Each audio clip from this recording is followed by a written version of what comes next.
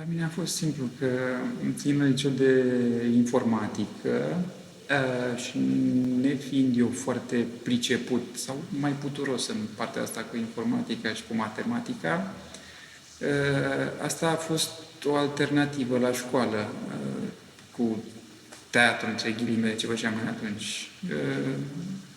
Puteam chiuli fără absențe. Și s-a nimerit să m-au încurajat niște oameni de acolo, mi-au zis că e bine, eu am rămas în cap chestia asta și cam așa s-a întâmplat, altfel nu cred că ar Mie nu mi se pare o chestie nici atât de complicată, nici atât de pus în ramă și pus pe perete actoria. O chestie, hai să fim serioși. Ce faci la urmă? Dan Rădulescu, la clasă, ne dădea un exemplu de genul ăsta cu un profesor, iarăși nu-l mai țin, eu țin minte așa, ca pe o anecdotă și cred că și deformat, cu un profesor care îi spunea unui elev să intre în stare. Păi, fără atunci și mie starea, domnul profesor, să știu unde să intru, că nu o văd nicăieri. Sau am intrat în pielea personajului. Hai să fim serios. Pentru cine are senzația că a face comedie pe bune e o chestie ușoară, să încerce. Să încerce. Nu iese așa de ușor. Și Dan Rădulescu chiar era o instituție a comediei, cum s-a spus despre și a pedagogiei. Foarte puțini știu din afara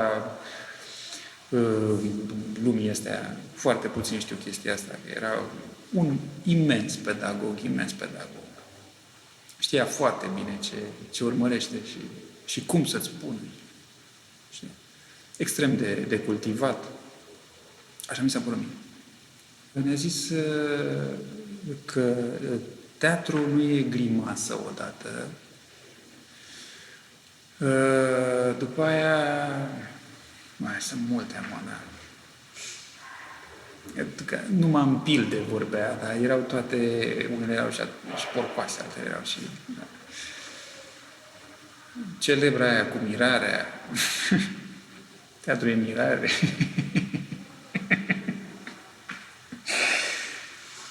Sunt multe. Orice traducea într-un exemplu foarte plastic. Orice spunea, în așa fel încât și noapte să fie mintea ta să înțelegi. Orice traducea foarte plastic. Și este și avantajul dublării profesiei cu ceea ce a dovedit că face și că poate face, că una este să fii profesor de actorie. Deci pentru o chestie, o activitate care nu are manual, n-ai altceva ce să înveți pe studenți decât ceea ce crezi tu și faci tu. Ori dacă nu dublezi ceea ce spui cu ceea ce se vede că poți, eu nu cred în profesori buni, dar fără a fi profesioniști buni. Că am auzit fraza asta, apropo, domnule, nu e bun actor, dar ce mare profesor e. Păi, dacă e atât de mare profesor, de ce nu s-a învățat pe el în primul rând? Ce Dumnezeu să învețe pe ceilalți? Ce să ne arăți? Te rog să spui cât mă costă. 400-500. Și cât durează? 2-3 zile. Nu durează mult. Mai ajung, de fapt, în proiectul ăsta. Și cum ți s-a părut personajul, pentru că e foarte diferit de ce ai făcut până acum. Nici n-am făcut foarte multe până acum ca să am comparație. Am ajuns prin casting. E adevărat, Radu mă știa dinainte. Făcusem cu el o reclamă și mă mai chemase la alte castinguri și bănuiesc că m-a mai văzut în niște lucruri minore. Deci am dat castingul, l-am luat, am repetat, am filmat, personajul... Mă repet acum, dar contactul cel mai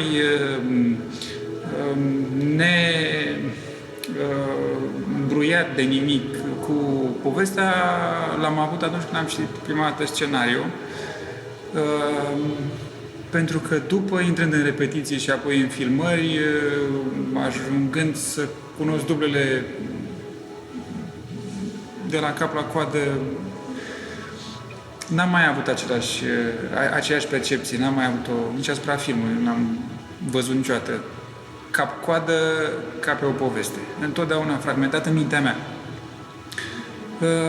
Și personajul, că revin la întrebare, și personajul cel mai proaspăt mi-a fost atunci și ulterior prin discuțiile pe care le-am avut cu Radu. Un om normal care ajunge într-o situație nefericită din cauza unui context și a unui impuls dintre ăsta pe care l-a avut la un moment dat și s-a întâmplat o nenorocire. Altfel, situație, bănuiesc, extremă, situația în care se află Vali. Sincer, nici n-am stat să pun la îndoială veridicitatea unui astfel de comportament. Am luat-o ca pe un dat și ca pe o chestie absolut... Bun, nu e lăudabilă. Doamne, iartă-mă. Nu e lăudabilă acum. Infidelitatea nu e, dar e cumva normală. Nu știu, îmi dau și eu cu presupusul. Nu m-am întrebat chestiile astea, repet, în timpul lucrului la film. Dar presupunând acum, dom'le, dacă ai pe cineva frumos acasă și vezi pe altcineva frumos în altă parte, de ce să nu-ți placă? Nu știu. Nu pot să pun mâna la ochi, să spun. Da, și dacă s-a întâmplat, să spunem, în povestea asta, s-a întâmplat. Acolo e o criză de gelozie. E o criză de gelozie. El, nefiind convins, de fapt, fiind convins că e mințit de ea în legătură cu o plecare, chipurile la Milano, în mintea lui chipurile, cu sora ei,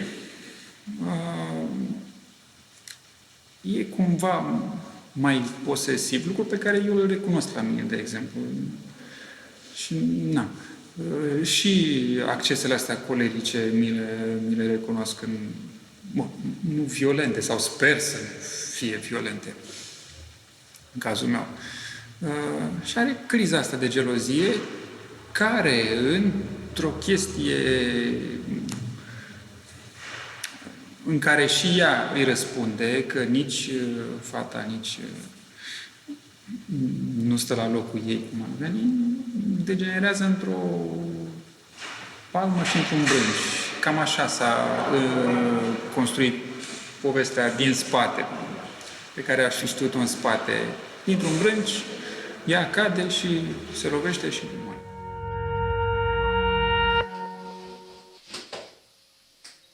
E motor din nou, liniște.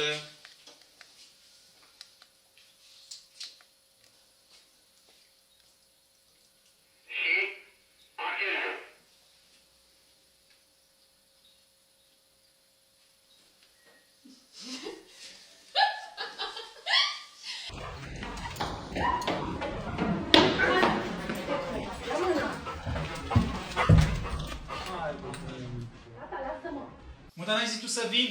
Eu n-am zis hai să ne futem. Pe bune, lasă-mă să-mi fac bagajul. Gata, lasă-mă! O să văd și eu pe scurt, să văd dacă are pulă. Are, du-te. Închis, doamnă. Vali, lasă cheile, nu știu. Băi! Vali, deschide ușa imediat. Hai! Aici. Salut. Salut. Hai, bă, tu.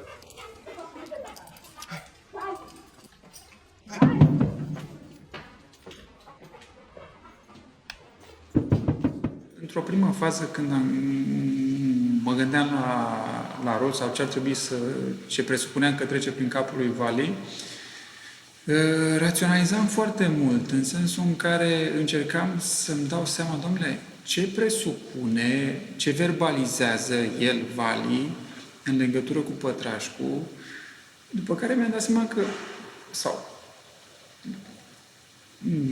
nu știu dacă așa este în realitate, dar la concluzia asta am ajuns. lucrurile nu sunt atât de conștient puse de rațional, mai ales în situația asta. Și e un amestec de nesiguranță, nu știi ce se poate întâmpla, ceea ce se poate întâmpla și te temi că se poate întâmpla. E un lucru foarte grav, pentru că sunt niște consecințe care vin peste tine în urma unui act de genul ăsta. Nu e numai, Doamne ferește, o pușcărie sau ți se distruge toată legătura cu tot ce e în jurul tău. Lumea ta se schimbă în momentul ăla și nesiguranța în legătură cu evenimentul ăsta care se poate întâmpla te panichează, nu știu, te pune într-o stare de tensiune foarte, într-un stres maxim, care nu e neapărat verbalizat, să mă simt prost, mă simt vinovat, nu știi, pur și simplu nu știi. Și de aici bănuiesc și reacțiile astea somatice despre care vorbea Radu, trecerile astea de la una la alta, senzația de rău fizic, de vomă, de oboseală, începi un lucru, nu duci până la capăt, oricum nu ești cu mintea lucrurile alea pe care le faci așa. Și cam asta, nesiguranță, adică Pătrașcu era un om care știa o legătură cu ceea ce urma să se întâmple în mod logic. În mod logic ar fi trebuit să vină poliția și să mă ridice. Și nu se întâmplă chestia asta. Păi, și nu înțelegi de ce. Nu e neapărat că vrei, că nu vrei. Tu știi că ar trebui să se întâmple. Asta a fost, cred că, una din liniile pe care le-am avut în cap. Cum a fost relația pe set cu Teodor Corban? N-are nicio legătură cu filmul. Are Extraordinar. legătură Da, are legătură. Foarte bună. Foarte bună. Eu am rămas cu mare drag pentru Teodor Corban. Cu mare drag. Și aș lucra oricând cu dânsul, cu el. Orice. Da, foarte, foarte caldă, foarte... E un om normal, e un om... Zi, Sandule, vezi, mă, că eu să te spun?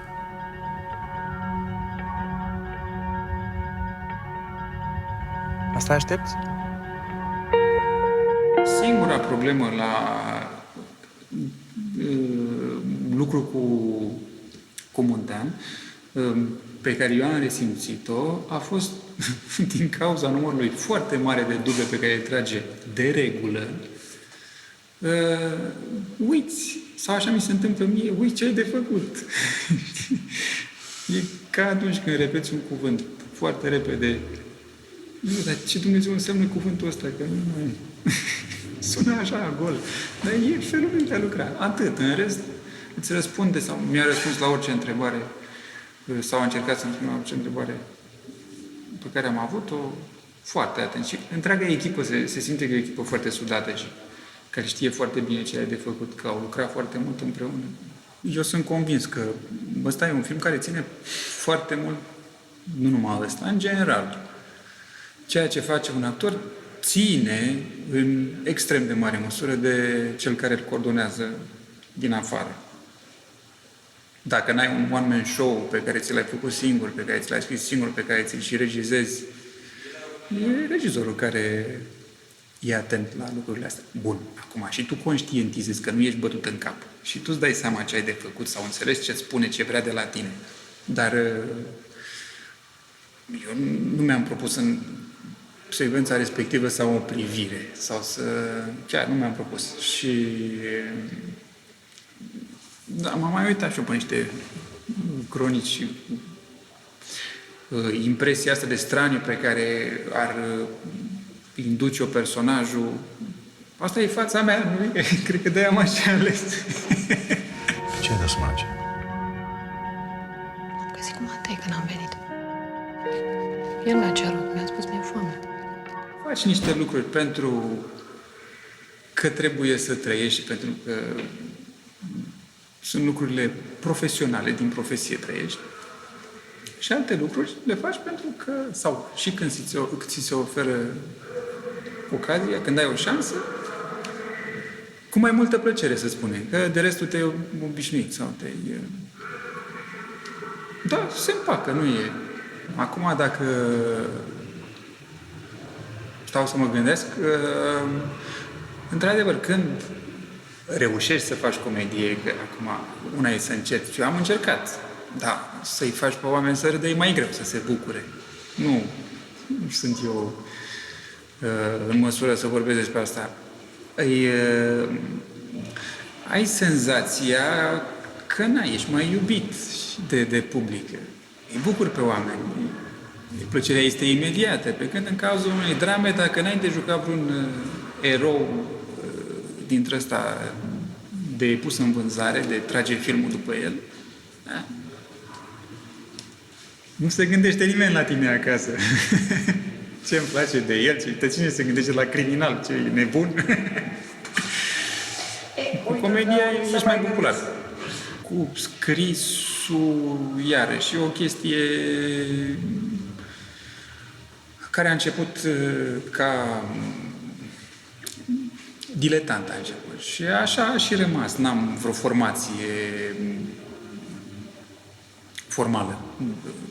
Nu sunt trecut prin școală de scenaristică, dar nici nu cred că poate funcționa o școală de literatură sau o școală de... Nu știu dacă am folosit corect asocierea asta, dar nu cred în chestia asta. Cred, în schimb, că e nevoie să acumulezi cât mai mult, să afli ce a gândit fiecare, cât mai mult despre felul în care au lucrat, despre proces în sine. La o școală nu cred. Și a început din nevoie, când nu primești un rol sau altul, încerci să-ți faci tu, așa cum sunt o grămadă care încearcă. După care, cu un pic de noroc, sau mai mult, s-a întâmplat să pot să scriu pentru niște colegi care erau prieteni, care erau la televizor, dați. După care am continuat și, funcționează și din asta. Cam pentru cine? Păi am început cu Mondenii. Am scris la un moment dat, nici nu mai știu dacă am început pentru ei, dar am scris sketch-uri. La un moment dat, vreo 2 sau 3 sezoane. După care, iarăși pe sketch-uri, cred că am scris și pentru un sezon, cred că am scris și pentru Serviciul Român de Comedie, în echipă la Tony Grecu și abia după aia am intrat ca actor. Ce am mai scris?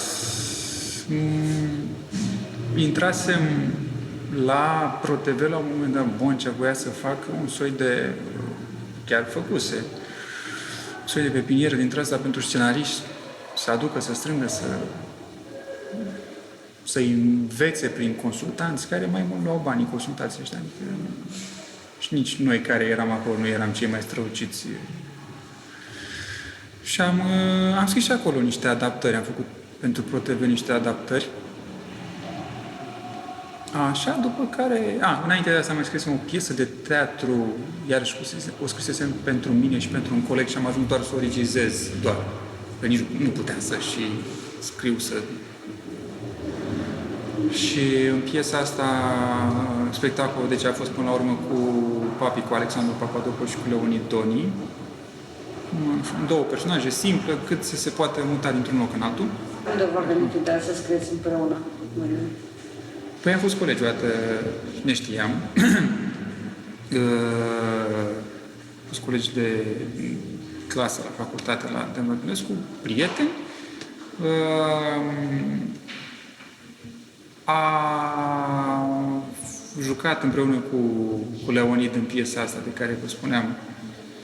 Ne-am simțit bine împreună, după care, din discuții în discuții, el a venit cu o istorie, am dezvoltat-o împreună, dar fără vreun scop dintre ăsta foarte precis. Adică a fost o chestie destul de lungă, așa, întinsă în timp. Și am ajuns să o scriem. Semănăm cumva în mare parte, în felul cum vedem lucrurile, unele dintre lucruri. Suntem prieteni buni. Așa îmi place mie să cred. Ca actor, păi sunt în continuare în grupul lui Tony, sunt pe Digi, acum pe Digi24, și proiecțiile dintre astea în care încerc să încerc și eu să mișc lucrurile. Am un proiect cu parcul pe care vreau să-l fac undeva. Altfel, casting-uri, vreo 2 casting-uri pentru film. Dar nu mă omor acum să fac valori, că mai important e, și e foarte important cine te cheamă la casting. Ca așa să faci orice, nu, mulțumesc, nu. Nici la teatru, iarăși, nu, mulțumesc, nu. Mi-e dor să joc, deci mi-e dor să lucrez la un spectacol de teatru, dar depinde foarte mult de echipa din care aș face parte, depinde de piesa pe care ar trebui să o lucrăm. Așa, nu. Nu mulțumesc. Mă descurc. Te-a tentat vreodată să faci stand-up comedy, de Am exemplu? și făcut. Da? Păi așa am început... Nu, ăsta a fost unul dintre traseele mici care m-au dus. Așa am început. Scrisesem prin 2005. Vorbisem cu cineva prin 2005 și mă întreba dacă fac stand-up comedy și eu am zis da. În ideea că, dom'le, aș ști să spun acolo o chestie. Și la vreo lună, să spunem, m-au sunat de la Brașov să mă cheme să fac un spectacol de stand-up comedy cam la o oră. Eu n-aveam nimic material dintre asta și era la mare, în concediu, cu soția, părinții, da. Am zis da, că erau niște bani implicați acolo și am zis gata, hai. Și m-am apucat să scriu și m-am cu foile acolo. Dar a fost drăguță reacția aia oamenilor, adică părea că s-au distrat. Și am făcut niște, așa zise, reprezentații singuri. Era un show dintre ăsta de vreo 50, o oră, cam așa. 50 de minute, o oră. Dar foarte, foarte mult mi-a folosit. Foarte, foarte mult mi-a folosit contactul ăsta cu publicul, genul ăsta de contact cu publicul. Și spectacolele de înainte de a face spectacolul ăsta de stand-up, de la Green Hours, unde e o chestie, sau era, n-am mai fost de mult, foarte apropiată și simți publicul când întoarce privirea, simți când se plictisește. Sunt și puțini, aproape că îi cunoști în timpul unui spectacol, nu ai cum să nu te uiți la ei, să-i vezi. Mi-a folosit foarte mult pentru relația cu publicul și pentru relația cu publicul. Pe mine mă stimulează în momentul în care sunt relaxați, când reușești să-i implici, când reușești să-i interesezi, când reușești să-i bucuri sau să-i conduci cum vrei tu. Dacă simți că îi pierzi, e păcat. Ei sunt musafiri la tine, acum poți să îți bagi joc de ei.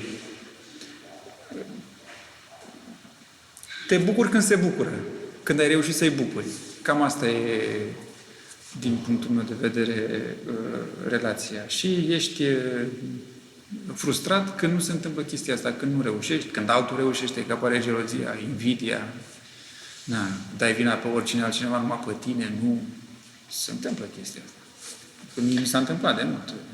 Mă las, nu mai de actorie, nu mai vreau, nu mai... Ce Dumnezeu fac eu să fiu de prost. E crunt. E foarte nasol, da. Noroc că m-a cunoscut de înainte, să spunem, Radu Muntean și m-a chemat la casting. Noroc că am luat castingul. Noroc că s-a terminat filmarea cu bine. Noroc că a fost filmul apreciat. Cum a fost la Cannes? Amestecat, iarăși. Dacă te duci cu mintea făcută așa, că ai plecat actor și ai ajuns cu un film la Cannes și dintr-o dată te omoară ăștia cu blițurile, ai cam pus-o, ca să spun așa. Că nu se întâmplă. Cannes este valoros, sau așa am înțeles, în primul rând pentru regizor. Și pentru film, pentru producători, că în felul ăsta e vândut filmul. Văzut și vândut. Și datorită prezenței la Cannes. E o piață, dacă nu cea mai mare. Genul ăsta de reacție din partea publicului îl au oamenii care vin din state sau din Anglia, care sunt foarte cunoscuți și iarăși filiera Statele Unite ajung la nivel mondial. Altfel, e undeva de la periferia periferiei ca actor, adică să te duci să... Nu te simți bine din punctul de vedere. Nu. E frumos, dar mai fost. Dar... Nu face nimeni după tine cu stegulețe, cu... Nu. Mie nu mi s-a întâmplat. Orice aș vrea să joc, dar să fie un scenariu bun, să fie un regizor la fel de bun ca scenariu, dacă se poate și echipa din jur să fie bună, orice. Altfel, de ce să fiu ipocrit? Dacă trăiești din asta, o să joci multe din cele pe care le primești. Da. N-am un rol anume să spun, domnule, vreau să joc asta, vreau să...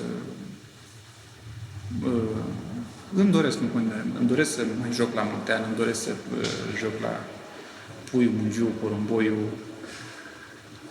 dar nu la oricine. Iarăși. Întâmplător și cunosc la modul salut, salut și am mai schimbat două vorbe și... Na. Dar n-aș juca chiar. Cred că la mulți dintre regizorii care sunt... N-aș juca. Nu. Dacă discursul care vine din partea cealaltă nu este coerent sau suficient de coerent sau pe aceeași lungime, dar ajungi la lucruri care nu ar trebui să se întâmple. Mici conflicte, frustrări și la urmă, filmul e o chestie, nu faci pentru bani. Chiar nu câștigi bani din film la noi, ca actor. Adică, dacă o faci măcar, e păcat să... Nu.